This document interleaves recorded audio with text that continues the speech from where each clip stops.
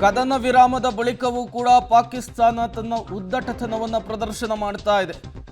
ನಾವು ಭಾರತೀಯರ ಮೇಲೆ ಯಾವಾಗ ದಾಳಿ ಮಾಡ್ತೇವೆಯೋ ಅದು ಇಡೀ ಜಗತ್ತಿಗೆ ತಿಳಿಯುತ್ತೆ ಅಂತ ನಾವು ಹೇಳಿದ್ದೇವೆ. ಪಾಕಿಸ್ತಾನದ ISPR DG ಹೇಳಿಕೆಯನ್ನು ಕೊಟ್ಟಿದ್ದಾರೆ. ಭಾರತದ 5 ಫೈಟರ್ ಜೆಟ್ಗಳನ್ನು ಹೊಡೆದು ಹಾಕಿದ್ದೇವೆ. ಇಸ್ಲಾಮಾಬಾದ್ನಿಂದ ಕರಾಚಿ ತನಕ ಭಾರತ ದಾಳಿ ಮಾಡಿದೆ. ಪಾಕ್ನ ಏರ್ ಫೋರ್ಸ್ ಆಗಿರಬಹುದು, ನೌಕಾಪಡೆ ಸೇನೆ ಸರ್ವಸನ್ನದ್ಧವಾಗಿದೆ. ಪಾಕ್ನ ವೀಸಾವನ್ನು ಬಂದ್ ಮಾಡಿತು, ಅಠಾರಿ ಗಡಿಯನ್ನು ಬಂದ್ ಮಾಡಲಾಗಿದೆ. ಇದಕ್ಕೆಲ್ಲ ಉತ್ತರವನ್ನು ಕೊಡ್ತೇವೆ ಅಂತ ಹೇಳಿ ಪಾಕ್ ಮತ್ತದೇ ಉದ್ದಟತನ, ಮತ್ತದೇ ಕೈಲಾಗದೇ ಇರುವಂತಹ ಹೇಳಿಕೆಯನ್ನು ಕೊಟ್ಟಿರುವಂಥದ್ದು.